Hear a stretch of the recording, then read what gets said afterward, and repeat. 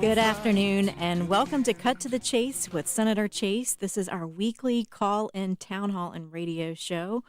That's right. This is a call-in town hall with your state representative, and you can feel free to call in. The number here is 804-454-1366, 804-454-1366. You can ask your question right here, right now. I also want to thank WNTW for the opportunity to provide this free public service to you each week. It is a unique opportunity for you, and I really hope you'll take advantage of it. I'm State Senator Amanda Chase, your weekly radio show host, and I serve you at the state level, not to be confused with the federal level, which meets in D.C., and my office is at the state capitol in downtown Richmond. And I'm actually in session right now. I just came here from the Capitol, where we had a full agenda today, and I've spent this afternoon in my office just studying and preparing and getting ready for next week and the show. This is my first term in office, and I'm actually getting ready to complete my second year of my 4-year term. And for those of you who may not be familiar with the Senate, there are 40 of us at the state Senate. And I represent the 11th Senatorial District. And you're saying, where is that? Well, that includes all of Amelia, all of Colonial Heights, and most of Chesterfield. I am a Christian conservative Republican, and in that order, Vice President Mike Pence used that line, and I liked it so much that I continue to borrow that line from him. I ran on term-limiting career politicians and returning the government back to the people. What a novel concept. I was just like you. I was pretty frustrated with my government and didn't trust any politicians to make decisions for my family. And so, long story short, I ended up running for office, and thank you for electing me to be here. I see myself as kind of Mrs. Smith going to Washington, if you will, but I'm not going to Washington. I'm going to Richmond, and I think I represent everyday average people, and I think I bring that perspective as a mom of 4 teenage kids. And my goal has been to be a representative who is transparent, accessible, and approachable. And I've really, really tried hard to do that. And that's why I actually continue to strive to have this show every week, even during session when I'm working 12, 15-hour days every day. I'm not paid to do this show. I do it because I think it's important to stay connected to the people that I serve. And the only way I can do that is to hear from you and let you know, kind of know what's going on, especially when we're in session like we are now. We started back on January the 10th, and it's a long 60-day session because we are approving the budget for the next 2 years. And so we need the extra 15 days to work on that budget. Now, since being elected in 2015, I have pushed for greater transparency in government, legislation that returns the power back to the people, restoring reciprocity of gun rights, and holding Dominion accountable for coal ash cleanup to ensure we're good stewards of the James River. And so if you look at the legislation that I put forward and that's actually passed and become law, that's what you're going to find out. I also serve on 4 committees. I serve on health and education, transportation, local governments, and privileges and elections. I also co-founded the Transparency Caucus, which worked in a bipartisan, bicameral way to ensure committee meetings are streamed and recorded to give constituents greater access to the actual work of the legislature. This has happened for the first time in Virginia's legislative history, and it happened this session. And I want to thank Legislative Services for providing that service to you. But I'm really proud of that accomplishment, and I didn't do that by myself. Delegate Mark Levine is the co-chair of the Transparency Caucus, and we worked very hard together to get our colleagues to sign a letter to our Senate clerks, and I even worked really hard to get the Majority Leader, Senator Tommy Norment, to sign off on that. So while you're at work, while you're at home, you can actually tune in by going to virginiageneralassembly.gov, and you can click on session if you want to view session. You can click on committees if you want to file a particular bill that goes through a different committee. And many of the topics that we address on the show are actual issues that constituents have brought to my attention or issues that we've addressed in the General Assembly. And from time to time, we even get different congressmen. We've had Congressman Brad on quite a few times. And so take advantage of this show and what I call the town hall. And I always try to have topics on here just to kind of get you to thinking about some different issues that I address at the state level. And just as a reminder, the number here is 804-454-1366, 804-454-1366. And I'm going to do my best to answer your question on the show.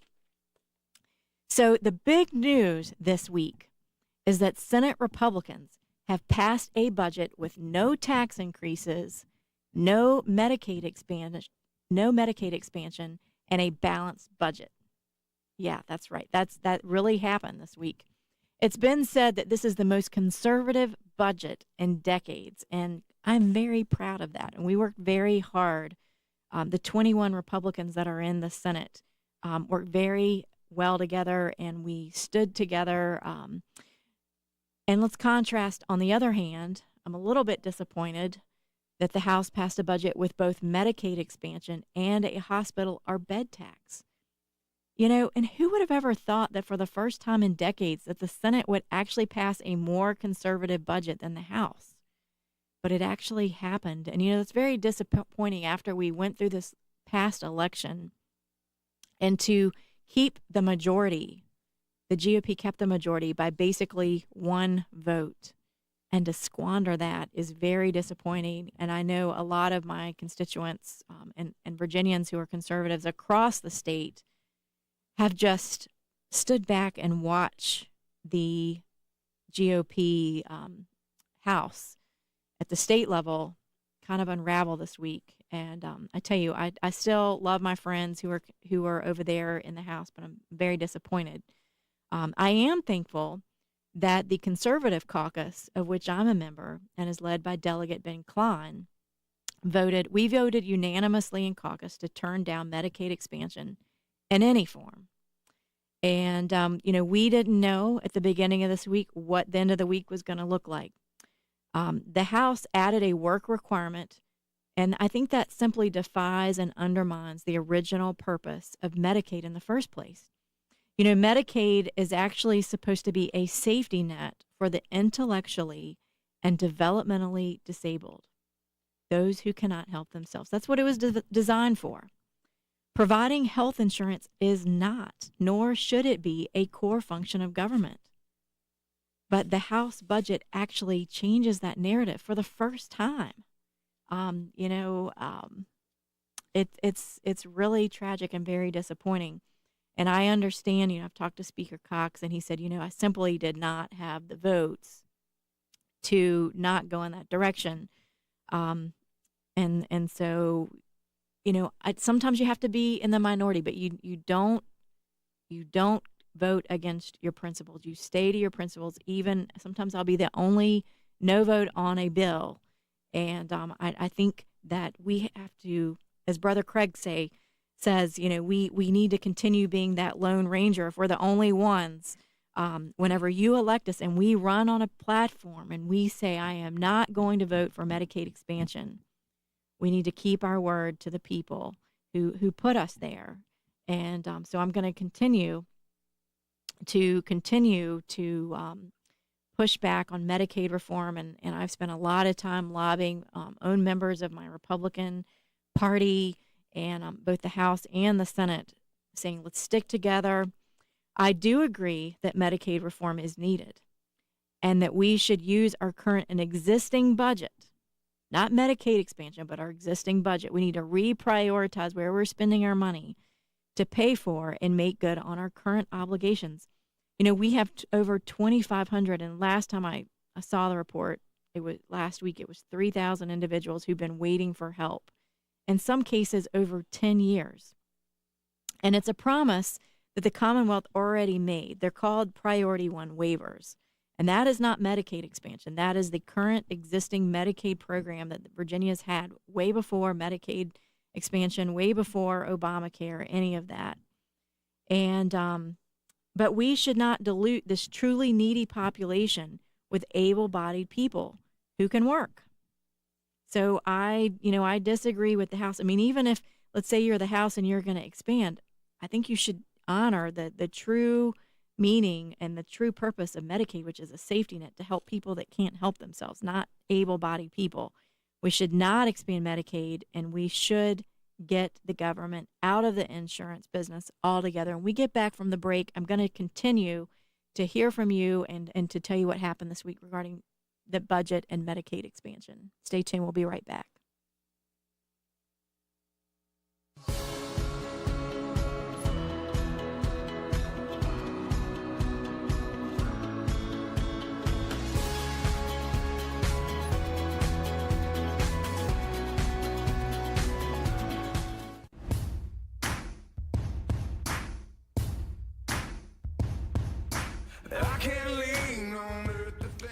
Well, good afternoon and welcome back to Cut to the Chase with Senator Chase. This is our weekly call-in town hall and radio show. You can call in. The number is 804-454-1366, 804-454-1366. And yeah, that's right. I'm a state senator and I am at your call. You just give me a call and I'm going to answer your questions. Today we're talking about Medicaid expansion, and I have big news this week is that Senate Republicans have passed a budget with no tax increases, no Medicaid expansion, and a balanced budget. That's right. It has been said that this is the most conservative budget in decades. And in fact, conservative House Republicans, 72% said they want to adopt the Senate budget. So I think that's great. What we're going to do now, some people are saying, let's expand Medicaid. Let's look at the states, y'all, that have expanded Medicaid to see why it's such a bad idea. I'm telling you, I started doing my research on this about a year ago for the radio show, and I have never been more heartfelt against Medicaid expansion because I feel like it's bad for you. Let me just tell you why. I mean, we can look at other states in the U.S. that have actually expanded Medicaid and see what actually happens. First of all, we find out that more people typically enroll than they anticipate. It usually costs twice as much as they thought it would be. And I'm telling you, expanding Medicaid only leads to future tax increases and cuts to things that are very important and valuable to us, like education, transportation infrastructure, and public safety. In Virginia, we must balance our budget as opposed to the federal government where they just raise the debt ceiling. The most surprising thing to me is that the House would move in this direction only a week after the Trump administration advised that they are making significant cuts in the budget to Medicaid. In fact, the House's timing could not have been worse. I mean, we're talking 6 days before the House Appropriations Committee and the Senate Finance Committee unveiled their respective budget proposals. Another budget proposal was released at the Capitol, 109 miles north of Richmond. The president's plan for the federal budget doesn't just reduce funding for Obama's Medicaid expansion. It actually includes a multi-year phase-out of the program. That's right. And that's what they're counting on. That's what the state house is counting on. The federal government has been working diligently to roll back the most expensive aspects of Obamacare. And they are doing so. Why? Because it's fiscally unsustainable, y'all. We cannot continue this program the way it is. It's not sustainable. You know, I've talked many times on the show about how just our state budget alone, not on Obamacare, has gone from 2% to 22% of our budget. And I don't know about you, but I still have kids in school. And I think education is very important. I don't want to cut education. No. So just last year, Washington repealed Obamacare's individual mandate, and they halted unappropriated, meaning unconstitutional payments to insurance companies. Bipartisan majorities in Congress continued to delay the implementation of taxes like the so-called Cadillac tax and the medical devices tax that were supposed to fund Obamacare. So while news accounts assert that the permanence of Obamacare, the reality is actually very, very different. Considering these circumstances and the fiscal difficulties experienced by states that expanded Medicaid, it would be fiscally irresponsible for Virginia to sign on to this unsustainable entitlement. You know, as I noted in last week's column, the Senate has approved legislation this session that will make health care and health coverage more affordable using private means and without expanding Medicaid. In an editorial this week, the Richmond Times-Dispatch called the Senate's health care package good ideas for health care. While we may not be accustomed to praise from editorial pages, I mean, after all, we're Republicans, right? We don't always get the best coverage. But my colleagues and I appreciate the encouragement for our efforts to increase affordability, expanding access, and lowering the cost of health care for Virginians. Now, many conservative House members are also refusing to back Medicaid expansion and are expressing their support for the fiscally conservative and responsible Senate budget, which is wise on their part. It's the most conservative Senate budget since I can remember. And, I want to tell you a couple facts about the Senate plan that you may not know. Of course, I voted for it. And we've already talked that there's no Medicaid expansion in the budget. There's also no tax increase or hospital tax in the Senate budget, because I know there was at one point talk that we would approve a hospital tax to pay for Virginia's, 10% that we have to pay of the 90% that the federal government is saying they're going to pay. In addition, I pulled out all the economic development incentives in Go Virginia, which I've been a very vocal opponent on to this program, allowing non-elected officials to determine where taxpayer dollars are spent. I feel like this is the government picking winners and losers, and I don't think that's their role. If they're going to do anything, we need to do something like lower the corporate income tax from 6% to 2.5% so we can be competitive with states like North Carolina and do it across the board for everybody. But we should not be doling out taxpayer money and giving it out to folks. So the Senate budget was approved by a vote of 25 to 15. And we actually had 4 of our Democrat colleagues join all 21 Senate Republicans in approving a conservative, sustainable, and fiscally responsible budget. Next week, the Senate and House will appoint budget conferees to oversee the process by which we bridge this great $500 million chasm between the Senate and the House budget. Today, I've spent a lot of time in Richmond talking to the leadership in the Senate, expressing my concern over the next part of the process.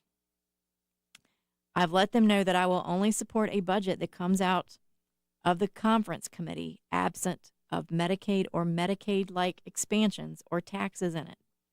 And so have many of my colleagues. So that's where we're going next week. The House has approved their budget with the Medicaid expansion, with the work requirements, and with these hospital taxes in it.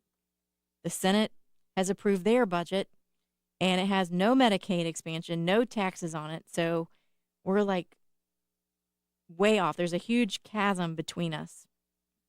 And we're talking $500 million. It's a lot of money, a lot of difference between the two. So what happens is we end up with about 7 conferees. And as of today, I don't know the exact numbers. I was talking to the majority leader, and that has not been determined yet. But I have been assured that the Senate conferees are not going to be supportive of any type of Medicaid expansion. While there is much uncertainty over the outcome of the budget's conferees report, I'm going to keep remaining hopeful that the Senate of Virginia will continue to stand firm in keeping Medicaid expansion at bay, as we have since the inception of Obamacare.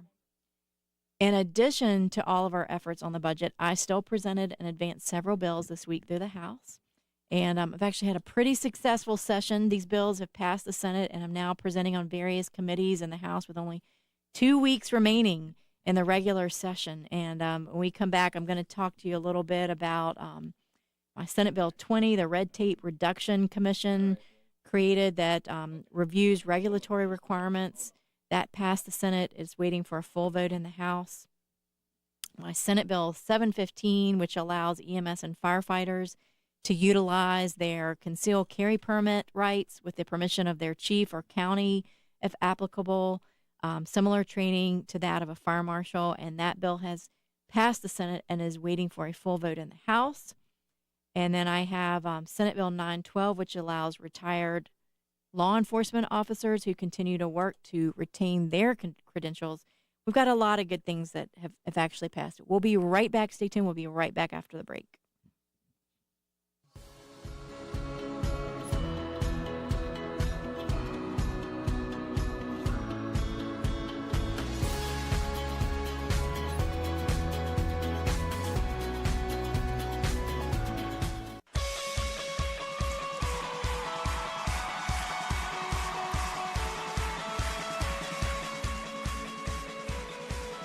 Welcome back to Cut to the Chase with State Senator Amanda Chase. I'm your weekly radio show host, and really this is just a town hall for you, so I hope you'll call in. And Judy called in while we were on the break, and Judy, thanks so much for calling in. And her question is, how can I find out who voted from this Medicaid expansion? That's right, Judy, I heard you. And let me tell you where you go. You're going to go to virginiageneralassembly.gov. virginiageneralassembly.gov.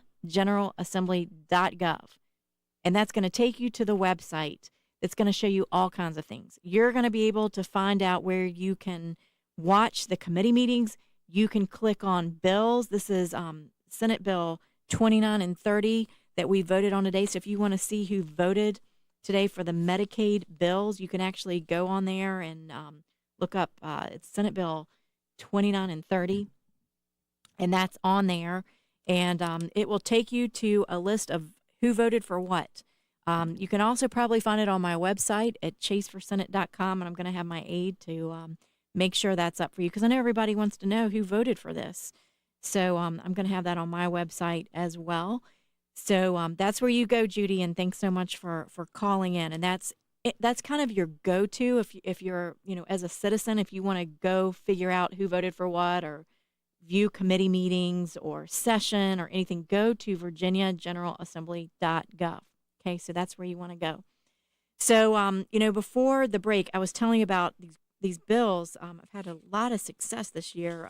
I've probably had over 15 bills to continue over that passed the Senate and are now in the House. And two of my favorite bills, I have a lot of favorite bills, but I have put in a budget amendment for our Virginia State Police, for those of you who need criminal background checks because you're seeking employment, or let's say you're a teacher and you're getting ready to start school and you need that criminal background check, or maybe you're going to work for an insurance company, for a broker, and you need a criminal background check. It's been taking forever, months and months. And so I looked into that. I met with the Virginia State Police, the good folks there, and they just needed some automation and some additional resources. So I right now have a budget amendment in to get them the resources they need to improve that for all. I want to go ahead, and we've talked a little bit about the Red Tape Reduction Commission. It's a review of regulatory requirements. We went into detail last week, so I'm not going to go over that, but the governor is supportive of that measure, so that bill will probably become a law this year, which I'm really excited about. I also had another bill that has to deal with transparency and commission rates for those who sell health insurance, making sure that it's transparent and then they know what commission they will be given if they do the services that they provide. So that's moving in the right direction. I have Ben Knotts, who is with Americans for Prosperity, on the line. And are you there, Pastor Knotts? Ben, are you there? There we go. I think we have you now. Can you hear me? It's so good to have you on the show. How are you? It's been an exciting week. Oh, it is, and God is good. I'm breathing, and my family's healthy. A lot to be thankful for, right?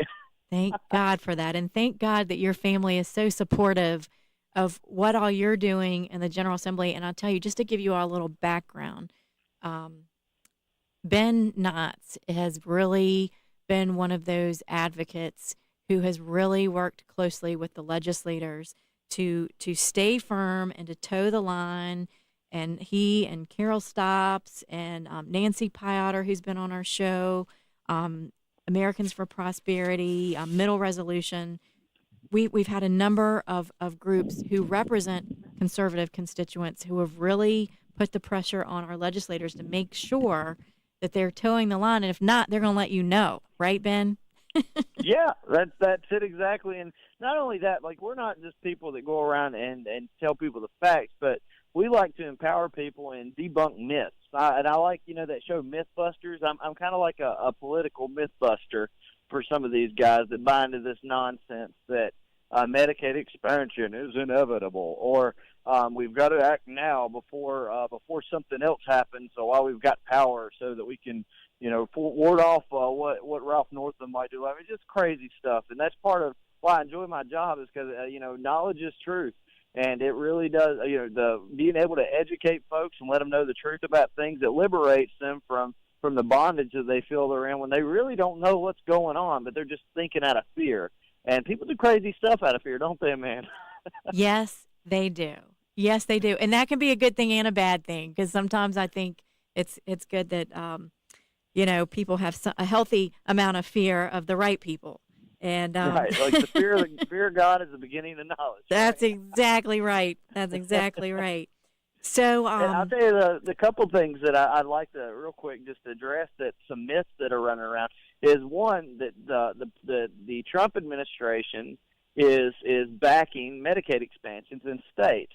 A CNBC article came out just a month ago, Amanda, not 2 years ago, just a month ago, and they were highlighting the fact that the Trump administration was rolling back Medicaid expansions in a very big way. And what they said is states that didn't expand Medicaid would be getting more money, and states that had expanded Medicaid would be getting less money until they were proportionately equal based on their population and the need. And so they said, if you don't expand, basically you're going to get more money so that you can add more people to the rolls in the best way that works for your state. Ben, we're going to have to go to a break, but you hold that thought, because we're going to be right back with Ben Knotts of AFP. You want to stay tuned for this. This is going to be good. Thanks.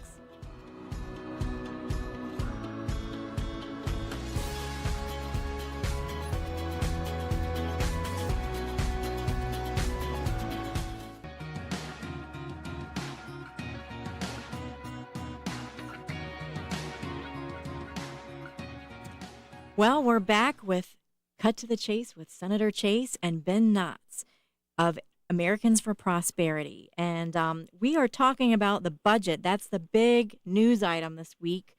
And I voted yes for the Senate budget. It had no Medicaid expansion in it, no taxes. And, I want to thank my good friend Ben Knotts for debunking all these myths, because some of my colleagues, we have to be experts on a lot of different things, and sometimes some people get a little confused, don't they? Yeah, it's a fact. It just blows my mind, Amanda, and it breaks my heart, because your name lasts longer than your circumstances. And don't let your present circumstances give people a reason to undermine your name. There are good people with good names that people are going to attack them, and they don't deserve those attacks. But they have to stand firm. Your principles trumps your politics, or your politics will trump your principles. And you have to take that stand if that's truly what you believe. Okay, so let's talk about one of the biggest myths that I think that I've heard, is that if we're going to be compassionate people, that we should expand Medicaid, because there's all these people that have these needs, right?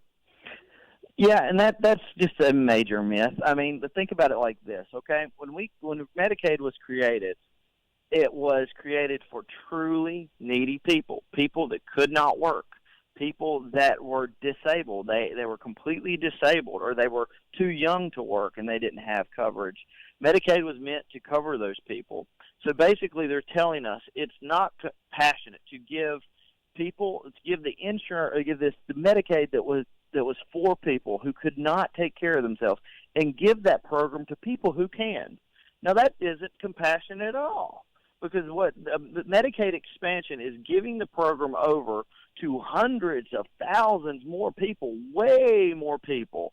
And the majority of these people can take care of themselves. So they could pursue ways to get health care other than Medicaid. They have other options. If you're mentally disabled, or you're physically disabled, and you have no options, that's your only choice. And so it's really just, it's uncompassionate to expand a program meant only for really disabled people to people that aren't. And that, I mean, that's the uncompassionate thing to do. Yeah, we're diluting those who really need the help. The 2,500 I mentioned earlier, which the latest report I saw this past week, there's now 3,000 Virginians who need they're called intellectual waivers, disability waivers. It's called Priority One waivers. If some people may or may not be familiar with it, and it's the neediest. Those of us that they have no other options. They don't have people. They just don't have any options. Okay, I'll just leave it at that. Exactly. And so we have to help. Oh, go them. ahead. We have to help them. And you know what's interesting? In both the House and the Senate budgets, they approved only 825 of these. Which there was a federal court case that basically told us we had to take care of those people. But there's more than that. And a lot of these people have been waiting 10 years or longer to get this help. Their families are just struggling. They have for 10 plus years, and they're on their last leg, and they need the help. And we're going to give that to able-bodied people when we haven't even been able to help, 2,000 people that actually really need it. I mean, does that make sense to you? Amanda, that is precisely what Medicaid was for. But let me just pivot just a little bit more on this and think about this. If you really care about the people who are on Medicaid right now, and you really, really care about the people that are waiting to get on it, that are truly disabled and need access to a program like that, you want to make sure that the program actually works.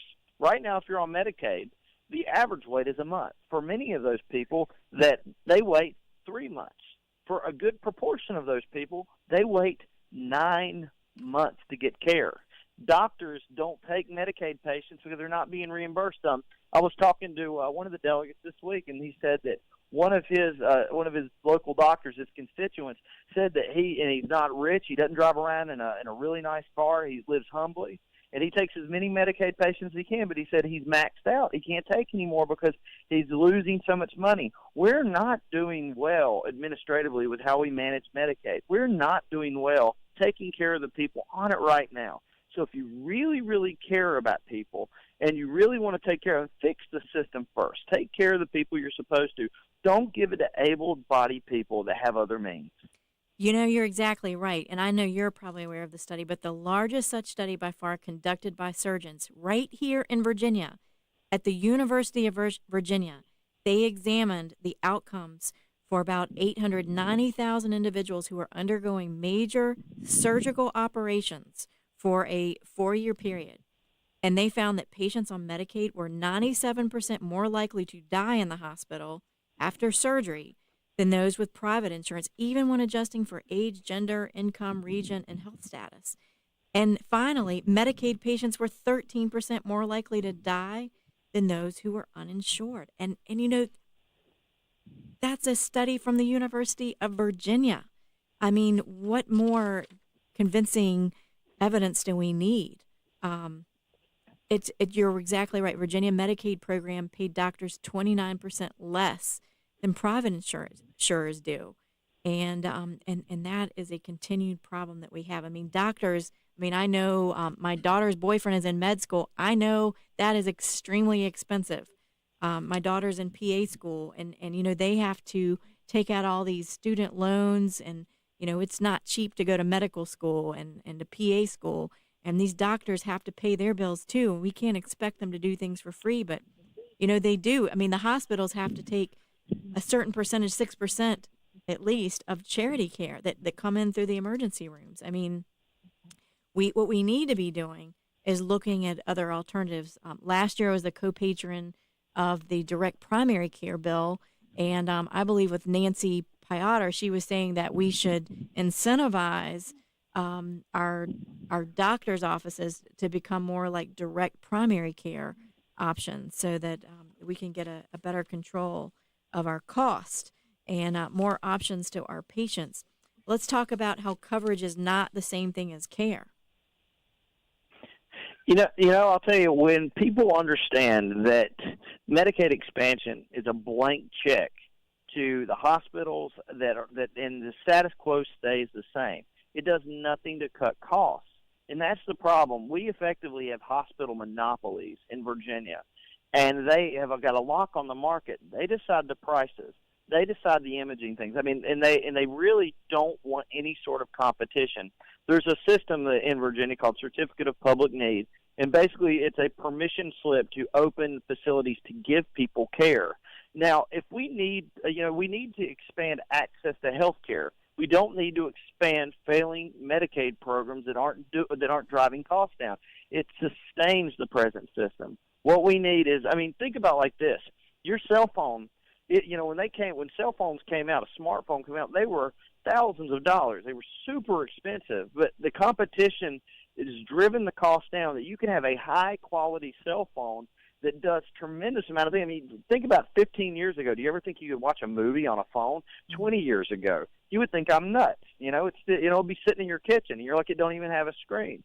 But that's the reality of what happens when we unleash the potential of people to be creative and provide services to want to get your business, to want to serve you better at a lower cost so that they can do that. The hospitals don't compete for anyone. They have a mandate, or they have a monopoly, and that's really what we want to see. If doctors can give care without a middleman like an insurance company or some certificate of public need law, but they can care for people, that's going to drive the costs down. When pharmaceutical companies don't have a lock on the market where you can get good drugs at a low cost, then that's going to drive the costs down. But we have nothing right now. There's nothing in Medicaid expansion, Amanda, that makes things less expensive at all. It's a blank check to the status quo, and to me, that's just unacceptable.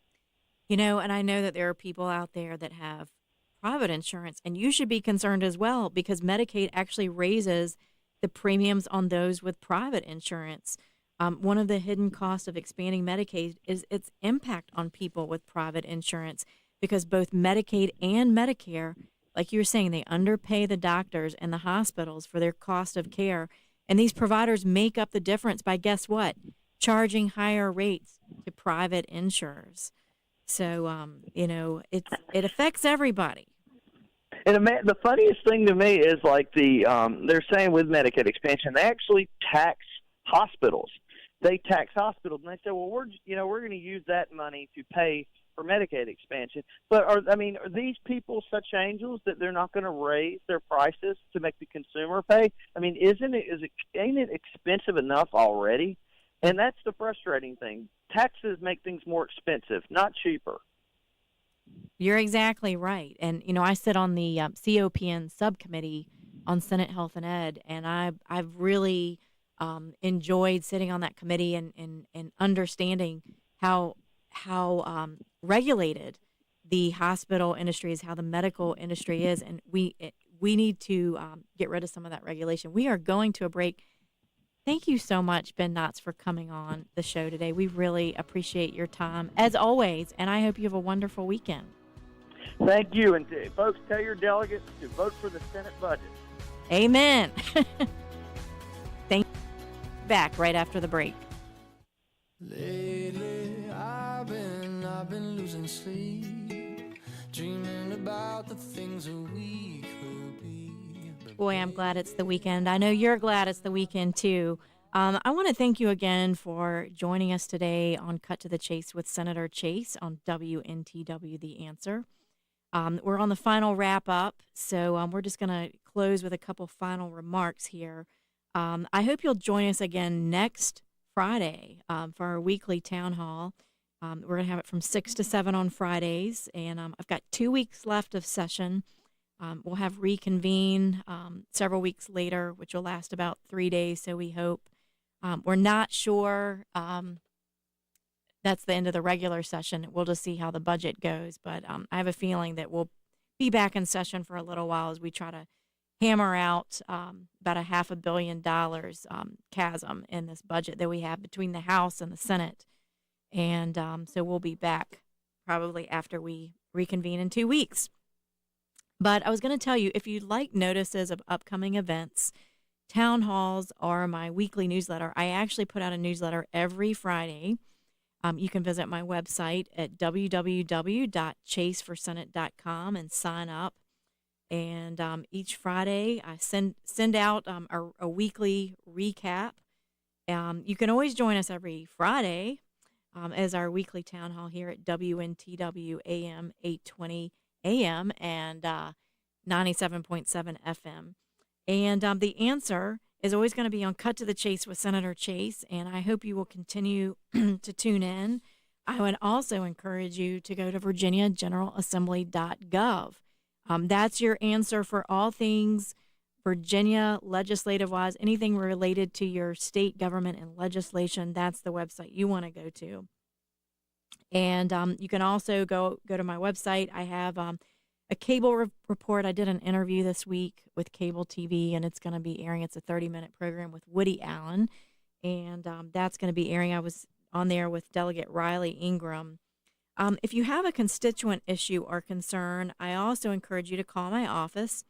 My email address is district11@senate.virginia.gov, or you can call us at 804-698-7511. And if you are driving, just Google Senator Amanda Chase, and it will take you right to that information, and you can give us a call, and we're happy to meet with you.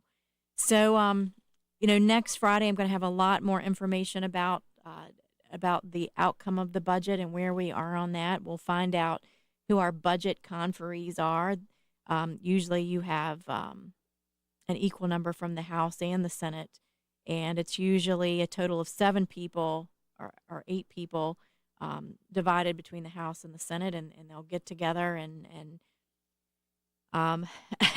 take a crack at solving our budget issues. So I'm very hopeful. As I mentioned earlier, I spent some time with leadership earlier today, having a one-on-one conversation, because I'm telling you, I'm not messing around. I do not want Medicaid in my budget, and I'm not going to be voting for a budget that has it in it. I think it's bad for Virginia.